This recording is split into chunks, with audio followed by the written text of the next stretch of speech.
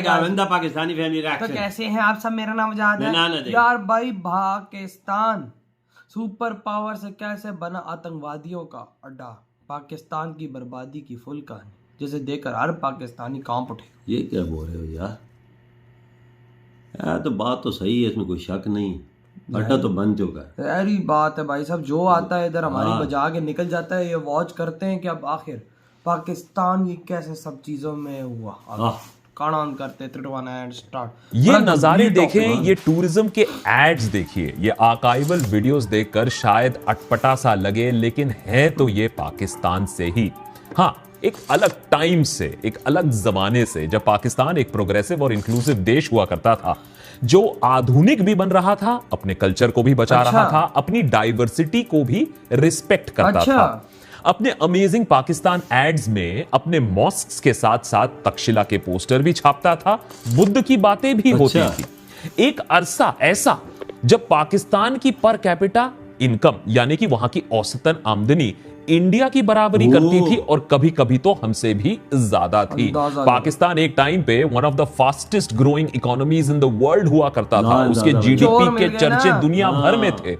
पाकिस्तान वो देश जिसके फाउंडिंग फादर जिन्ना ने 11 अगस्त 1947 में कॉन्स्टिट्यूएंट असेंबली में कहा था कि पाकिस्तान एक ऐसा देश होगा जहां कोई डिस्क्रिमिनेशन नहीं होगा, अलग अलग कम्युनिटीज के बीच में कोई भेदभाव नहीं होगा, फंडामेंटल प्रिंसिपल्स होगा और हम सबको इक्वल सिटीजन्स को इक्वल राइट्स देंगे। लेकिन आज उसी पाकिस्तान में हिंदू माइनॉरिटी और सिख माइनॉरिटी को टारगेट किया जाता है, उन्हें दुश्मन बना दिया जाता है, उन पर बुलडोजर चला दिया जाता है, उनके हक कुचले जाते हैं और उनकी दुहार सुनने के लिए कोई भी नहीं। एक टाइम पे प्रोग्रेसिव वेस्ट का चहीता पाकिस्तान आज एक टेरर स्टेट, एक टेरर हेवन कहलाया जाता है, एक फाइनेंशियल ग्रे लिस्ट में डाल दिया जाता है। बहुत बड़ी तादाद में पाकिस्तान के लोग सड़कों पर प्रोटेस्ट करने उतर आते हैं। वहां की जनता अब बस टूरिस्ट्स, आईएमएफ के बेलआउट्स और ह्यूमन राइट्स का बस इंतजार ही कर रहे हैं। पाकिस्तान में आज डेमोक्रेसी का गला घोटा जा रहा है, मीडिया पर्सन्स का मुंह बंद किया जा रहा है और ऑपोजिशन मेंबर्स को जेलों में ठूसा जा रहा है। जैसे कि farmer Pakistani prime minister Imran Khan ने हाल ही में जेल से अब यह बयान दिया है कि पाकिस्तान में आने वाला जो इलेक्शन है वो एक बहुत बड़ा ढकोसला होगा। आखिर ऐसा हुआ क्यों कि पाकिस्तान के जज्बात, उसके हालात इस तरीके से बदल गए? क्या कभी असली इंक्लूसिविटी और डेमोक्रेसी पाकिस्तान में थी क्या, या ये एक वेस्टर्न कॉन्सेप्ट ऑफ डेमोक्रेसी है जो पाकिस्तान पर ठूसा गया था, जो वहां के लोगों को मंजूर होने वाला नहीं था? अगर इंक्लूसिव डेमोक्रेसी थी किसी टाइम पर, तो वो गई कैसे? कौन निगल गया उसे? आर्मी या धर्म के ठेकेदार? और पाकिस्तान की आवाम वो क्या कर रही थी जब देश का इस तरीके से बेड़ा गर्क हो रहा था? वो कौन सी गलतियां हैं जो पाकिस्तान ने की जिसे किसी भी देश को दोहराना नहीं चाहिए अगर तबाही से उसे बचना हो तो? जानते हैं ये सब आज के देशभक्त एपिसोड में। मजे की बात, हम उसी देश में अब रह रहे हैं।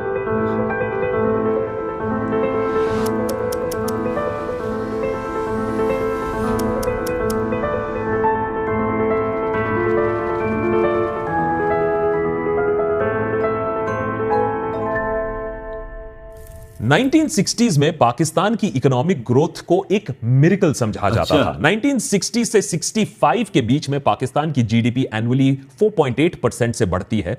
उस टाइम पे इंडिया की ग्रोथ एनुअली करीबन 3% से ज्यादा नहीं थी। वही वेस्टर्न पब्लिकेशंस जो इंडिया की स्लो इकोनॉमिक ग्रोथ को हिंदू रेट ऑफ ग्रोथ बुलाते थे, इंडिया का मजाक उड़ाते थे, वही पब्लिकेशन पाकिस्तान को एशियन रोल मॉडल का टैग देते थे। साउथ कोरिया से कंपैरिजन होता था। देख लीजिए, 18 जनवरी 1965 न्यूयॉर्क टाइम्स लिखती है, पाकिस्तान एक ऐसा इकोनॉमिक माइलस्टोन पर पहुंच सकता है जो अब तक सिर्फ एक और देश पहुंच पाया है, और वो है यूनाइटेड स्टेट्स। लंदन की टाइम्स अखबार भी 1966 में यही गुणगान करती है, कहती है पाकिस्तान का डेवलपमेंट एक बेहद रिमार्केबल मिसाल है कि नेशन बिल्डिंग किस तरीके से की जा सकती है। बिल्डिंग अभी हो रही है ना। 1958 तक पाकिस्तान में एक अनइलेक्टेड डेमोक्रेटिक पॉलिटिकल एलीट का एक बहुत स्ट्रॉन्ग कंट्रोल था। काफी करप्शन, काफी पॉलिटिकल इंस्टेबिलिटी थी। जिन्ना बहुत जो अनटाइमली डेथ हुआ था उनका, पर जब 1958 में उसे ही पाकिस्तान मार दिया। आर्मी जनरल अयूब खान ने पावर अपने हाथ में ले ली और कुछ ऐसे कदम लिए कि लग रहा था कि पाकिस्तान अब तरक्की के राह पर चल दिया। अयूब खान ने लैंड रिफॉर्म्स अच्छा। किए, एक ग्रीन रेवोल्यूशन, पाकिस्तान का ग्रीन रेवोल्यूशन उन्होंने अपनाया, जिससे पाकिस्तान पंजाब एरिया में एग्रीकल्चर ग्रोथ काफी तेजी अच्छा। से इंक्रीज हुई। इस टाइम के दौरान जब इंडिया नॉन अलाइंड मूवमेंट कर रहा था, उसी टाइम पाकिस्तान ने अपने आप को यूएस के साथ एलाई कर दिया, यूएस की गोदी में जा बड़ा भाई बैठा। सब हो रहा अब था। गोदी पर बैठा तो इसके लिए उसे तरक्का ढेर भी सारा उनका इकोनॉमिक अच्छे थे। लॉलीपॉप नहीं, ढेर सारा इकोनॉमिक एड मिला। फॉर एग्जांपल 1963 में अमेरिका ने और हम पाकिस्तान को नाचते हैं। 360 मिलियन डॉलर्स दिए। अच्छा। अगर आंकड़ों की बात करें तो आज तक के डेट में अमेरिका ने पाकिस्तान को 70-80 बिलियन डॉलर्स दिए हैं इतना एज एड। ज़्यादा। अब आप शायद इन्होंने इसको कितना भीख खर्च मान किया हुआ है। लीजिए, लेकिन जो बना के इनिशियल डालिए एड मिला था, पाकिस्तान ने उस फॉरेन एड के साथ डैम्स, बगैरती रोड्स, हो दूसरे इंफ्रास्ट्रक्चरल प्रोजेक्ट्स का निर्माण कुछ किया, भी। जिससे एक्सप्लोसिव ग्रोथ पॉसिबल हुई अच्छा। थी उस टाइम के लिए। अब वो ग्रोथ आर्टिफिशियल थी, सुपरफिशियल थी, उस पर डिबेट हो सकता है, लेकिन जीडीपी जरूर बढ़ी थी।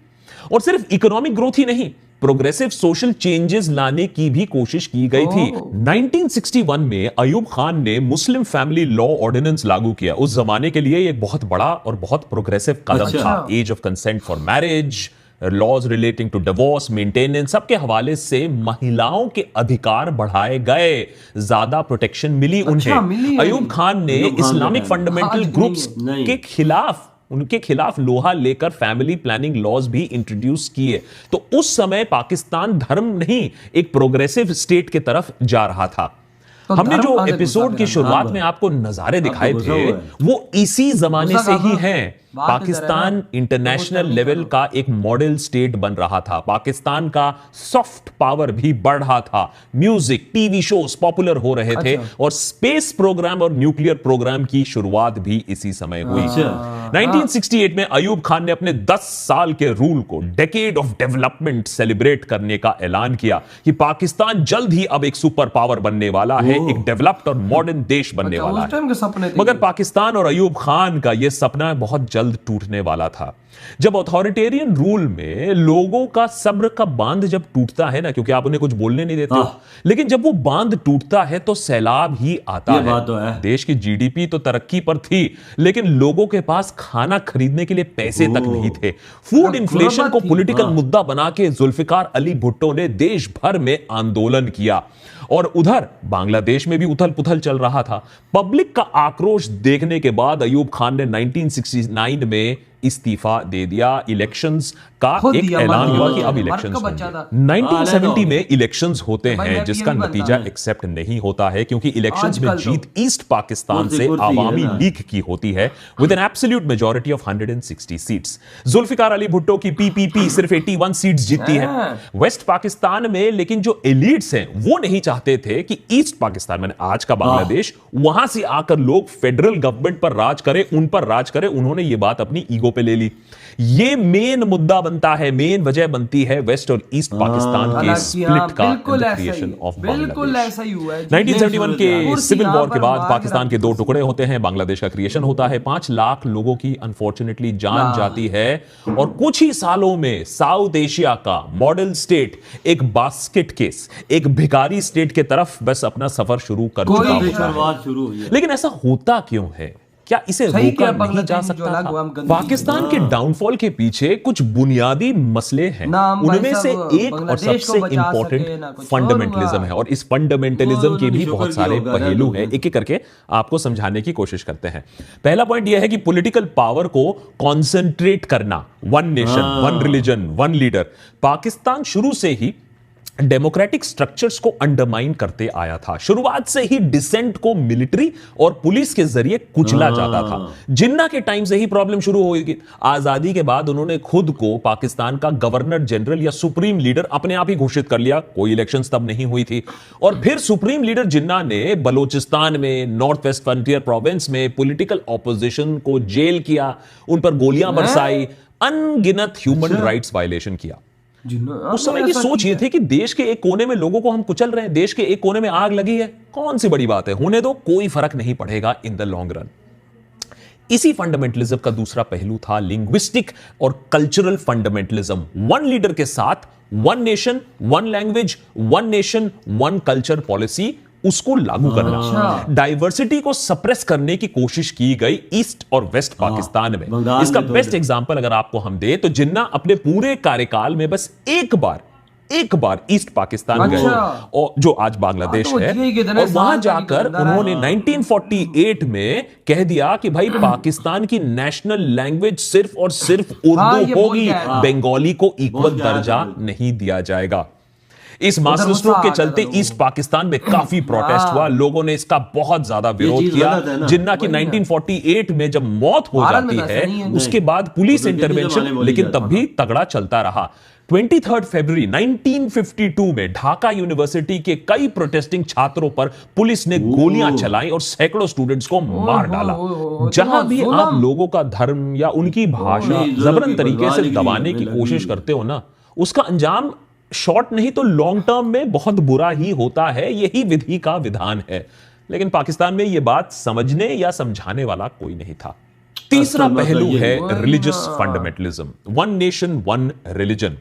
1953 में लाहौर में एंटी अहमदिया राइट्स होते हैं। सैकड़ों अहमदिया को मौत के घाट उतार दिया जाता शर्म नहीं है आती और लोगों लगातार देश में एक दूसरे को कट्टरवादियों का पता ना इन्फ्लुएंस लगा। बढ़ता रहता है पाकिस्तान में, और अंत में बार बार धर्म का नाम लेकर पूरे देश का डब्बा गोल कर दिया जाता है। उसके बारे में अभी 2 सेकंड में बात करते हैं, पर यहां पर जानना इंपॉर्टेंट है कि काफी स्कॉलर्स के मुताबिक जब भी किसी देश की पॉलिटिक्स में इतना फंडामेंटलिज्म आप घुसाने की कोशिश करोगे, चाहे उसका कुछ टाइम के लिए इंप्रेसिव ग्रोथ या इंप्रेसिव रिजल्ट दिखे या स्ट्रेंथनिंग दिखे, अंत में ये वन नेशन वन एवरीथिंग का दीमक किसी भी देश को खत्म ही कर देता है। 1960s में पाकिस्तान में इंप्रेसिव ग्रोथ जरूर हुआ था। पाकिस्तान में इकोनॉमिक मिरेकल तो हुआ था, मगर इस ग्रोथ की पाकिस्तान के अंदर ही बहुत सारे लोग आलोचना करते थे, क्योंकि इस मॉडल में काफी कॉन्ट्रडिक्शंस थे।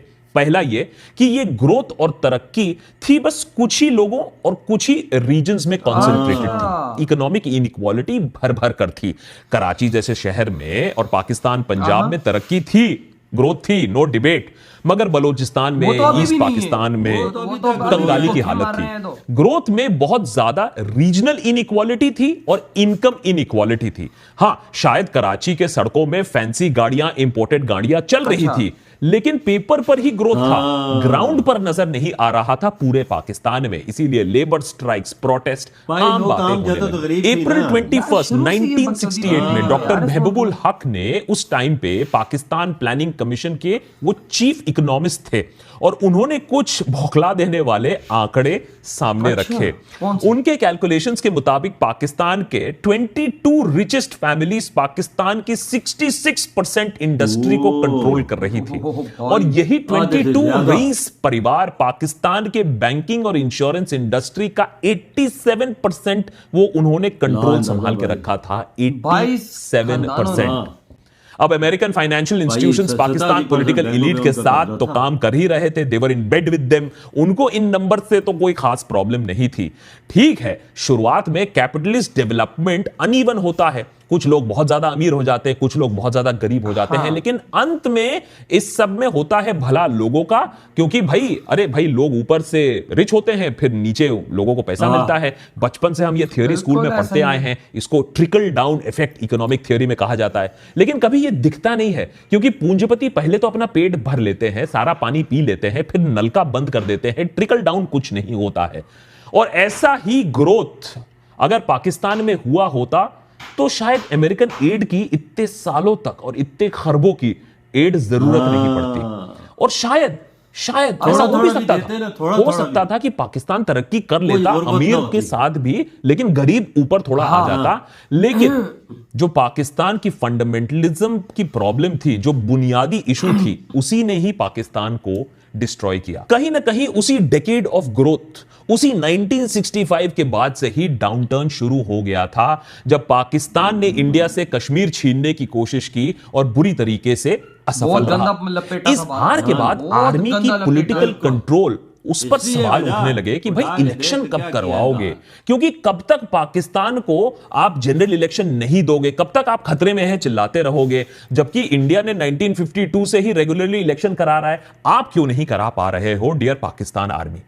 इनकम इनइक्वालिटी के खिलाफ भी प्रोटेस्ट शुरू हो गए थे। वेस्ट पाकिस्तान में पीपल्स पार्टी ऑफ पाकिस्तान के नेतृत्व में और ईस्ट पाकिस्तान में आवामी लीग और शेख मुजीबुर रहमान के नेतृत्व में ये सारे प्रोटेस्ट हो रहे थे।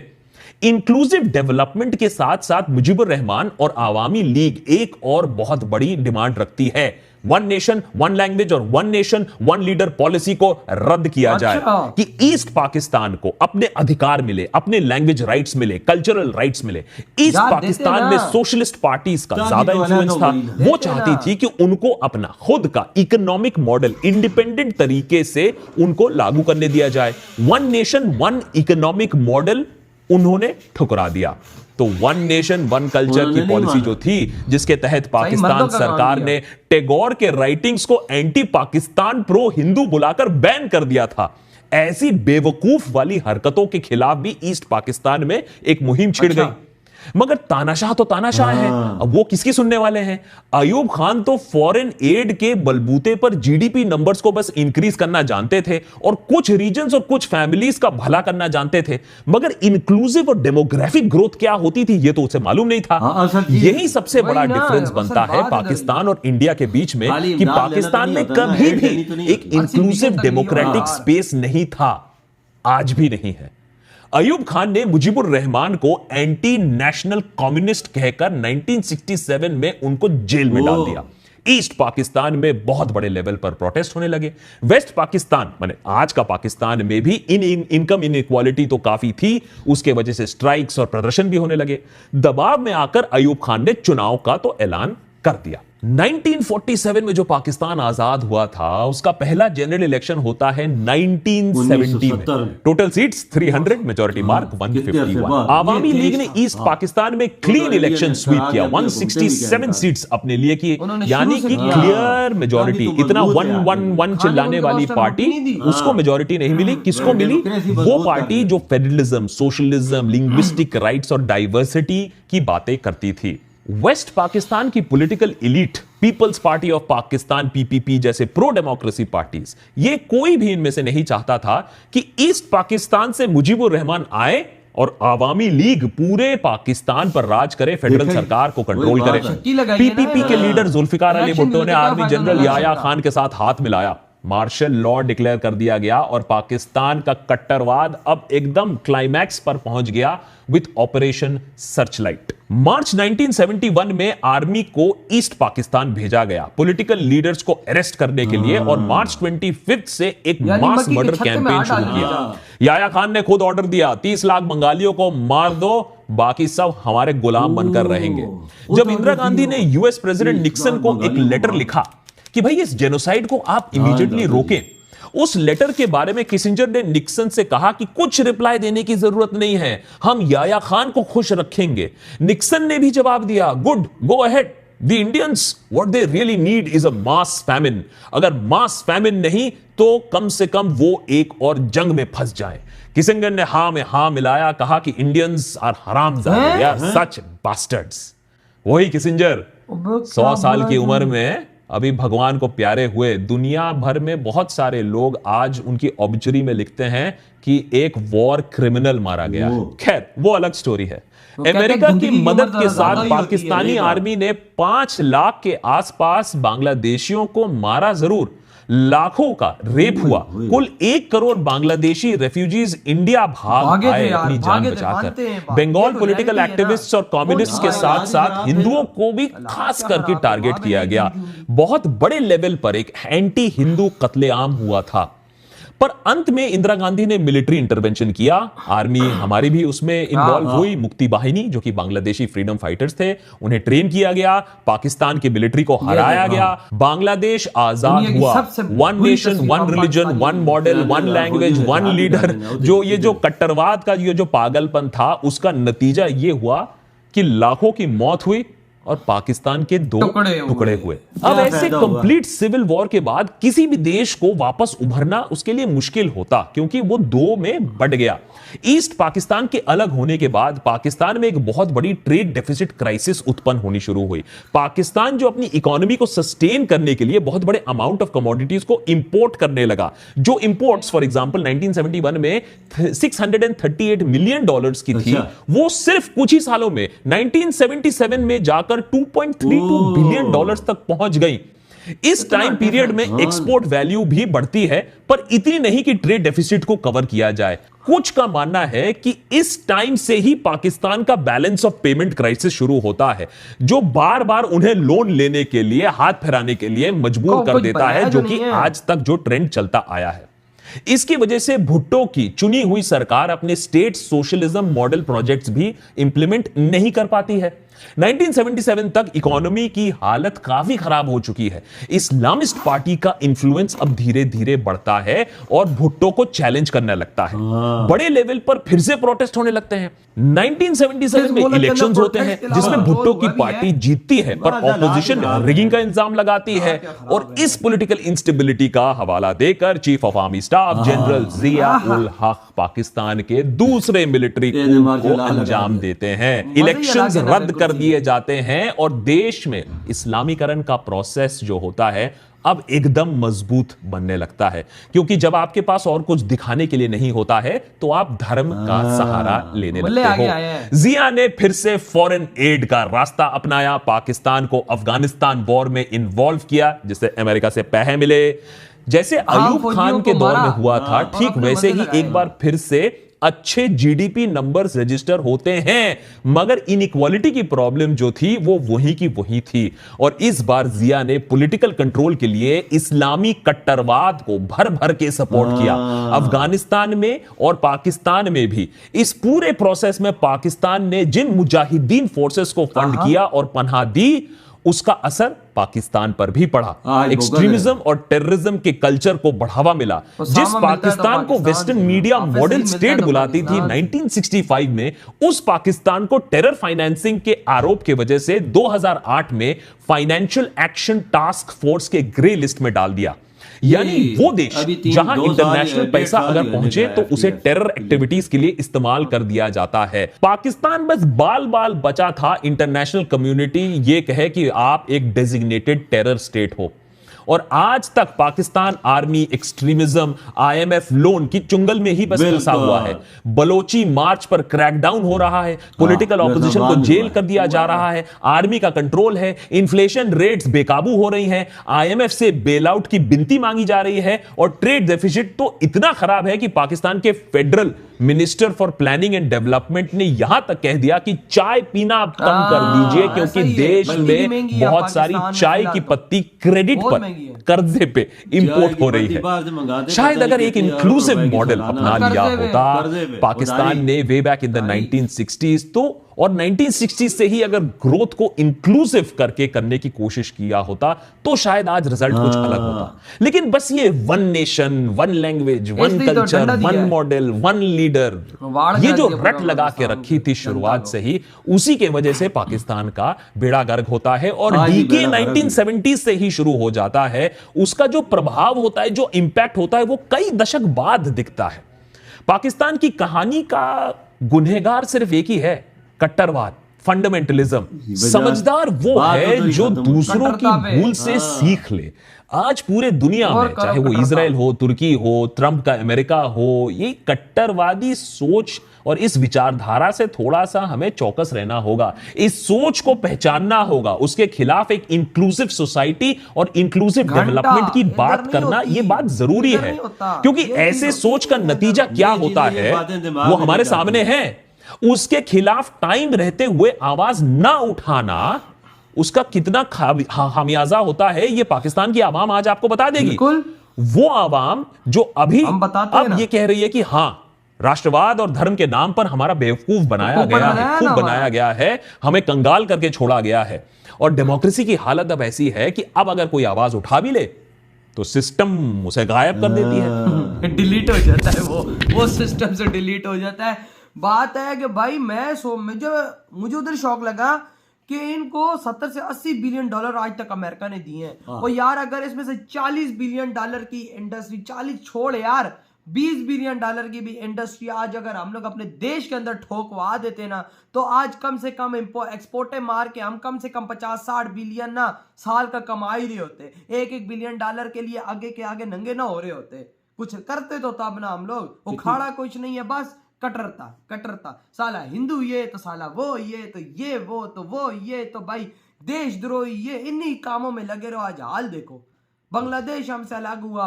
आज यार रियलिटी है ना, माननी पड़ेगी हम लोगों को। आज देखो बलूचिस्तान, वही खान ने इजाजत दी बांग्लादेश में कि 30 लाखों को लोगों को मार दो। हाँ अब देखो ना बलूचिस्तान के लोग क्या कर रहे हैं यहाँ पर आके, वो उठा रहे हैं जो भाई साहब, उनको भी मारा जा रहा है। ऐसे मसले हल नहीं होते। इंडिया ने उसी टाइम जब वो अलहदगी हमसे हुई है इंडिया की, उसी टाइम हाँ, डेमोक्रेसी उधर मजबूत उधर ही हो। उसी टाइम उनकी डेमोक्रेसी ऑन हो गई थी भाई। वहां पे इलेक्शन उसी टाइम हुए उधर भाई साहब, उन्होंने हुकूमत एक पक्की उसी टाइम कर दी और सब कुछ उधर ते possible। पाकिस्तान में इधर देखो ना, इधर शुरू से यही सिलसिला जारी है। शुरू से यही सिलसिला जारी हुआ, शुरू से। और भाई जहां पर आज बात की जब बलोचिस्तानी लोगों की, वो यहाँ पर आके भाई अपना कर रहे हैं, लेकिन वही बात है कि उनकी भी नहीं मानी जा रही। तो बांग्लादेश वाला हिसाब हो रहा है ना, और क्या हो रहा है। हम लोग इन चीजों को देखकर अभी तक ये चीजें नहीं समझ रहे कि यार देखो, अगर अगले की नहीं मानेंगे तो कैसे चलेगा। वजह जब तक कटरत नहीं खत्म होगी ना, हम इस चीज में फंसे रहेंगे। हमारी चीज दिमागों में जो है वो नहीं खत्म होती, भावें 200 साल और भी लगा रहे। 200 साल और भी बंदा लगा रहा है ये वाकई। इनके दिमागों में ये चीज नहीं भाई जाती। इनके दिमागों में ये चीज नहीं जाने वाली, क्योंकि भाई साहब जब शुरू से आपके दिमागों में डाला जाए कि भाई कटरता ही कटरता है, तो क्या होगा, घंटा कि हिंदू को मारो। एक छोटे बच्चे को उठा लो यार। मैं कहता हूँ कि वो तुमको ना बोल दे हिंदू हमारा दुश्मन है, तो मुसलमान जिंदाबाद, मुसलमान के पास ईमान की शक्ति, मेरे मुंह पे आके थूक जाना तुम लोग के वजह तूने बहुत गलत बात की, घटिया बात की। बच्चा उठा लो। आज बांग्लादेश को अगर जीत का वो मुजीबर रहमान को इनका समझ लेते हैं ना, वजीर कहाँ आज़म मान समझे, लेते। कुर्सी सबसे प्यारी होती है। इधर शुरू से ही तो कुर्सी है। मैं नहीं बोल रहा कि 80 बिलियन डॉलर आया, उसकी बत्ती बना के खा पी गए सारे। उसमें से 20 बिलियन डॉलर की इंडस्ट्री इस मुल्क के अंदर उस टाइम लगा दी जाती। आज कम से कम मैं कहता हूँ कि 60-70 बिलियन डॉलर का रेवेन्यू कहीं नहीं गया था हमारा। ना कोई डैम बनाया, ना कुछ बनाया, ना कुछ काश मारा। अगर हम लोग इंडस्ट्रीज मुल्क के अंदर बना देते ना, तो ये गंदगियां ना होती। आज पाकिस्तान टूट रहा है। आज पूरा दुख होता है ना यार, क्या है पूरा पाकिस्तान। आज देखो कराची देख लो, पंजाब देख लो, इसमें थोड़ी बहुत चीजें हैं, लेकिन बांग्लादेश उधर बलोचिस्तान में गया है, बलोचिस्तान बोलता है हमें अलहदा चाहिए, कश्मीरी बोलते हैं हमें अलहदा चाहिए, खैबर पख्तूनख्वा बोलते हैं हमें अलहदा चाहिए, उधर गलगित बल्तिस्तान वाले चाहते हैं हमें अलहदगी चाहिए। क्या बनेगा, क्या बनेगा। हाँ। वही ना, क्या बनेगा यार। सोचना चाहिए, कोई पॉजिटिव चीजें लाओ कि भाई साहब कोई असर हो। पैसा आके खाना पीना नहीं होता ना, रोको ना ऐसे लोगों को जो पैसा खा रहे हैं, उनको पकड़ो ना। क्यों नहीं पकड़ते हो, ताकि इस देश को बचाया जाए। चंद खानदान है जो वजह बहुत अमीर हैं और उन्होंने कब्जा वो उस टाइम थे, अब का नहीं पता अब क्या है तो क्या नहीं। उस टाइम वो सब कुछ था निजाम, लेकिन अभी का नहीं पता। लेकिन अभी क्या सिस्टम है, लेकिन वही बात है, शुरू से काम कोई सीधा नहीं रहा। शुरू से अभी तक नहीं सीधा। इकोनॉमी पावर को क्या करें हम, उसकी बत्ती बनाए इकोनॉमी पावर की। हमें तो फिलहाल तो भाई कहते हैं कि भाई आतंकियों का अड्डा है पाकिस्तान। पूरी दुनिया कहती है। यहाँ पर आते हैं बलूचिस्तान में, देखो आतंकवादी हमारी आर्मी को ठोक जाते हैं, आते जाते मारते हैं। ये नहीं है, वो समझते हैं कि दिन की खाना हमारा खुद ही हमने परवान इनको चढ़ाया ना। अब वो कहते हैं कि भाई साहब अगर हम लोग आर्मी को मारेंगे हमारी रोटी हजम नहीं होगी। ये देख, वो ऐसी बात करते हैं, वो मार रहे हैं, सब कुछ हो रहा है। अजीब ही खाता बना हुआ है ना, अजीब। अगर बांग्लादेश में अगर 93,000, यार हम देखो दुनिया की कितनी बड़ी बड़ी बेइज्जतियां हमारे सर पे लगी हैं। अगर हम लोग उस टाइम, मैं कहता हूँ कि वो 93,000 मारे जाते ना, तो यकीन मानो इतना हमें दुख ना होता। हथियार डाल के वो वाला गंदा काम। 1 लाख समझो, 1 लाख ये यार 1 लाख आर्मी वाला कुछ नहीं कर सका उधर। आज रशिया और यूक्रेन की वॉर देखो, आज यूक्रेन फिर भी लड़ रहा है। यूक्रेन फिर भी लड़ रहा है, लेकिन वो हार नहीं मानी। लेकिन हमने हथियार डाले फौरन। और उधर वाकई में बहुत उस टाइम जुल्म हुआ है, जिस तरह सबको पता है, पूरी दुनिया जानती है कि उधर क्या हुआ है। लेकिन वही बात है कि अगर अभी भी अगर हम लोग इस चीज से नहीं निकलेंगे ना, तो क्या बनेगा हमारा। आइए देखो, बिलियन ऑफ डॉलर्स की गेम छोड़ो, कुछ 100 मिलियन डॉलर के लिए हम आज IMF के तरले चाट रहे कि हमें कुछ दो। क्यों नहीं हमने अपना कुछ बनाया, ऐसा इंडस्ट्री क्यों नहीं बनाई। मैं बताऊं क्यों नहीं हुआ, डेमोक्रेसी मजबूत नहीं है। ऐसा ही है, कुछ भी नहीं। डेमोक्रेसी मजबूत थी, आज मोदी जी की डेमोक्रेसी मजबूत है उधर। 10 सालों में देख वो इंडिया का किधर खड़ा कर दिया। डेमोक्रेसी मजबूत आज है। मैं सिविल इंजीनियर बन के इधर बैठा हूं, मेरा क्या है? कुछ भी नहीं है, मुझे तो कोई फायदा नहीं हुआ। हाँ। मैं तो कहता हूँ इससे अच्छा वो पैसे किसी काम पे लगा देता तो मैं आज कुछ अच्छा ही कमा रहा होता। आपके क्या थॉट है यार इस वीडियो के बारे में? ये थी बर्बादी। इधर ही वीडियो खत्म करते हैं, तो बाय।